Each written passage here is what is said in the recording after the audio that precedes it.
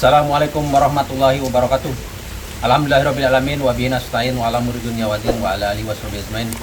Allahumma sholli ala sayyidina Muhammad wa ala ali sayyidina Muhammad kama shallaita ala Ibrahim wa ala Ibrahim fil alamin innaka Hamidum Majid. Rabbi shrah sadri wa yassir li amri wahlul 'uqdatam min lisani yafqahu qawli. Amma ba'du. Alhamdulillah, saudaraku, jumpa lagi dengan saya Cecep Iskandar dalam channel Gila Bisnis Tanpa Utang. Insyaallah hari ini saya ada di sebuah pesantren yang berlokasi di Serang, Banten. Saya akan berbincang-bincang dengan salah satu kiai, yaitu guru saya, Kiai Haji Hasan Basri. Insya Allah saya akan meminta nasihat-nasihat beliau bagaimana mengembangkan bisnis tanpa hutang. Insya Allah kita akan berdiskusi, akan mendengarkan tausiah-tausiah beliau agar pengusaha-pengusaha yang di luar sana masih bergelimbang dengan hutang. Insya Allah dalil-dalilnya akan disampaikan oleh Abi Hasan Basri. Assalamualaikum Abi. Waalaikumsalam warahmatullahi wabarakatuh. Gimana Ibu? Abi sehat hari ini? Alhamdulillah, insya Allah sehat. Keluarga sehat Abi? Amin. Alhamdulillah Abi udah menerima kami di sini. Saya alhamdulillah sering silaturahim ke sini. Abi, kebetulan saya juga salah satu pembisnis yang insya Allah proses hijrah. Abi mohon nasihatnya nih dari Abi sendiri, saya dan teman-teman pengusaha atau berbisnis, gimana caranya agar Allah ridhonya Abi di bisnis itu. Silakan Abi. Bismillahirrahmanirrahim. Assalamualaikum warahmatullahi wabarakatuh. Waalaikumsalam warahmatullahi wabarakatuh. Ikhwanal muslimin, sahabat iman dimanapun berada, alhamdulillah Abi rasa syukur yang amat luar biasa. Amin. Kedatangan kakanda di tempat Abi dan mudakarohnya ini luar biasa. Itu tidak lepas daripada syiar ya. Bagaimana caranya agar segala sesuatunya kita diridhoi Allah. Amin ya Allah. Hidup di dunia bagaikan di surga. Amin ya Allah. Mati kita masuk surga. Luar biasa. Luar biasa Amin. Jadi tiada lain tiada mungkin ya, sudah dipastikan oleh Allah Subhanahu wa taala. Bahkan beliau Allah sendiri berfirman di dalam Al-Qur'an, untuk menggapai kebahagiaan dunia akhirat itu, baik hal bisnis apapun, kata Allah, Bismillahirrahmanirrahim, wasta'inu bis-sabri was-shalah. Wasta'inu, kata Allah, kalau kamu pengen di dunianya lancar, hidupnya barokah, usahanya sukses tanpa ada suatu kendala apapun, ya kan? Keluarganya juga sakinah, mahabbah warahmah, pikirannya tenang, hatinya senang, hidupnya wow, ya. Dan matinya husnul khotimah. Allah berikan syarat surutnya.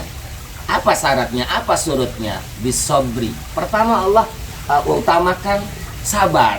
Kenapa? Karena hidup ini adalah ujian. Hidup ini adalah ladang ujian. Maka dari itu setiap manusia, siapapun orangnya, apapun dia, dimanapun dia, pasti penuh dengan ujian. Untuk melewati itu semua, kata Allah, senjata yang paling ampuh adalah sabar.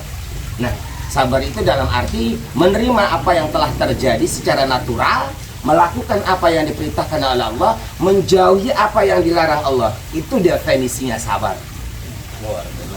Setelah itu yang kedua, kata Allah, wassalah. Apalah arti sebuah kehidupan, apalah arti sebuah kesabaran kalau tidak ada penghambaan kepada Allah. Karena demi Allah, la ilaha illallah, tidak ada Tuhan selain Allah. Nah, di dalam kalimat la ilaha illallah itu penjabaran bahwa segala sesuatunya yang menentukan hidup manusia itu sukses tidaknya, berhasil tidaknya, untung ruginya, selamat cilakanya, semuanya bagaimana Allah. Maka dari itu kita harus membuktikan kepercayaan kita, penghambaan kita kepada Allah. Di samping menjalani hidup dengan sabar dan semangat, jangan lepas dari tauhid, jangan lepas dari keimanan, jangan lepas dari penghambaan kita kepada Allah. Wassalah, jaga salat 5 waktu. Nah, jadi Allah itu menjamin, ya, jaminan dari Allah kalau kalian pengen selamat dunia akhirat, sukses dunia akhirat, berkah dunia akhirat, cuman 2 syaratnya. Jalani hidup ini dengan sabar dan jaga salat 5 waktu. Udah, ayo yakin. Luar biasa Abi. Abi ada satu poin tadi yang saya tangkap. Berarti sabar dan sholat. Betul. Nah, mohon maaf Abi, ini mungkin kita nih atau teman termasuk saya mungkin, kita kadang-kadang melaksanakan sebagian, meninggalkan sebagian Abi. Padahal kata Allah, kalian harus menjalankan syarat Islam secara kafah.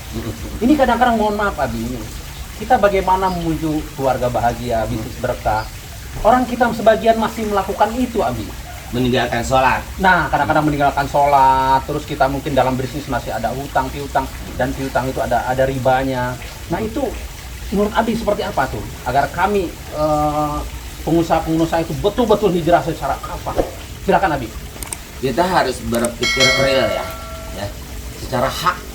Segala sesuatunya yang punya itu Allah, yang punya sukses Allah, yang menyukseskan Allah, yang punya rizki Allah, yang punya selamat Allah.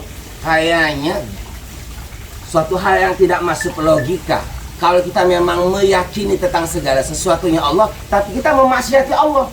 Nah, itu dia. Kan gila itu.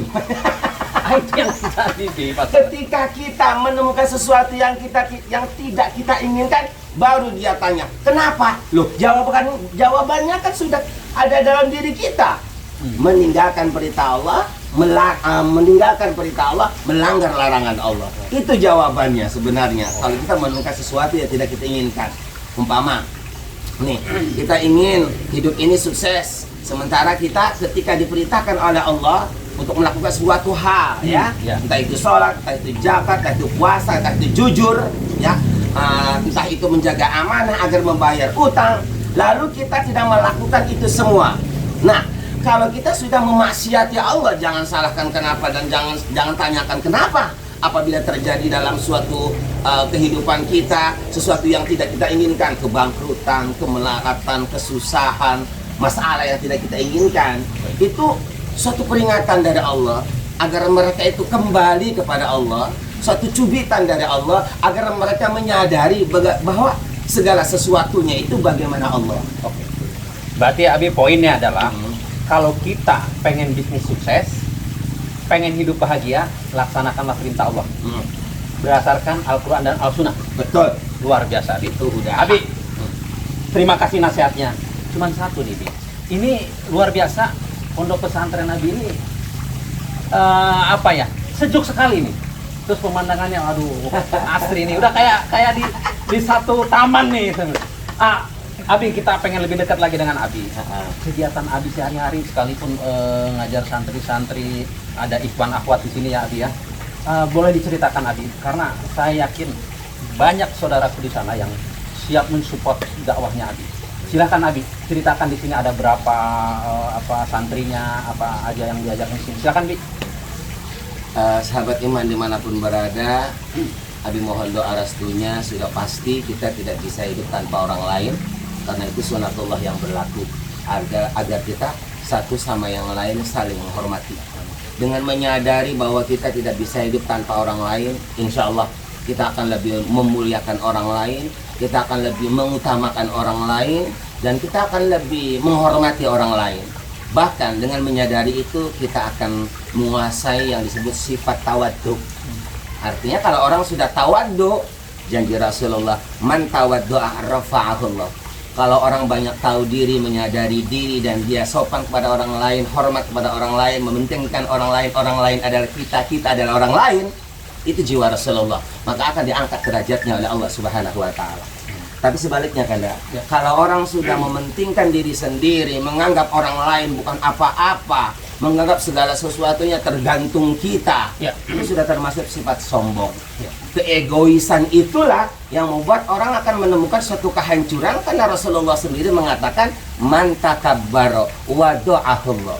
Barang siapa yang egois, sombong, meyakini hanya diri sendiri, segala sesuatunya bagaimana aku tanpa orang lain, inilah aku, maka tunggu tanggal mainnya, kata Rasulullah, wa do'ahullah, Allah akan merendahkan dan menghinakan derajat kehidupan orang seperti itu, karena itu sombong. Merinding saya, Masya Allah.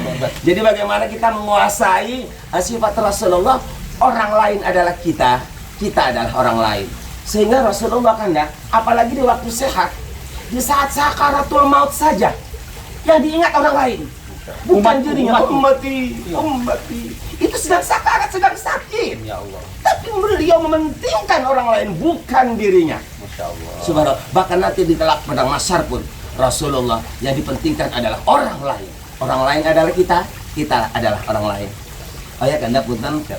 Alhamdulillah, boleh sedikit tadi cerita ya. pesantren Abi ini berada di daerah Serang, Banten. Ya. Dan Abi ini sifatnya pesantrennya salafi. Salafi itu artinya tidak ada sekolahan, pendidikannya khusus tahfidz dengan kitab, tahfidz kitab, Ya. khusus untuk memahami, mendalami ilmu agama. Dan di sini para santri tidak dipungut biaya apapun. Luar biasa. Makanya umumnya santri yang menyantren di Abi itu yatim piatu, para duafa. Di sini tidak ada kanda, uang pendaftaran nggak ada, uang bulanan nggak ada, uang bangunan nggak ada, bahkan uang listrik juga nggak ada. Masya Allah. Dan hebatnya dengan izin Allah kanda, Tetap ada ya itu. segitu nggak ada pembayaran apa-apa, tapi santri mampu membeli kitab. Artinya banyak orang dermawan yang membelikan kitab mereka. Seperti kanda salah satunya. Ini alhamdulillah. Beliau ini orang yang rutin membantu Abi dalam memperjuangkan para santri. Karena di situ pun kanda ya, seperti kanda untuk makan banyak yang ngirim beras, untuk kitab banyak yang membelikan. Di situ Abi semangatnya, dan di situ juga Abi makin menyadari bahwa kita hidup sababnya ada orang lain. Demi Allah, kita lahir dari orang lain dan kita mati pun akan digotong oleh orang lain. Luar biasa, Abi. Terima kasih nasihatnya. Saudaraku ahli surga, poinnya yang saya bisa ambil dari pertemuan ini, kita sebagai pengusaha yang sudah berhijrah masih membutuhkan saudara-saudara kita di luar sana. Kita jangan berpikir bahwa dengan mobil mewah, rumah mewah, istri cantik, anak banyak, itu bukan segalanya, saudaraku. Kita, kata Abi tadi disampaikan bahwa kita hidup tetap harus bermasyarakat, membutuhkan orang lain. Dan luar biasa janji Allah. Kalau kita melaksanakan perintah Allah, Allah akan angkat derajat kita semua. Jadi saya berharap dengan media dakwah ini makin tersadarkan teman-teman kita pengusaha akan tabiat buruk hutang dan hijrah. Jadi saudaraku, tidak ada pilihan sekarang hari ini. Mari kita cepat hijrah. Mohon support terus channel Gila Bisnis Tanpa Hutang, karena ini saudaraku sebagai ladang dakwah kita. Terima kasih. Assalamualaikum warahmatullahi wabarakatuh.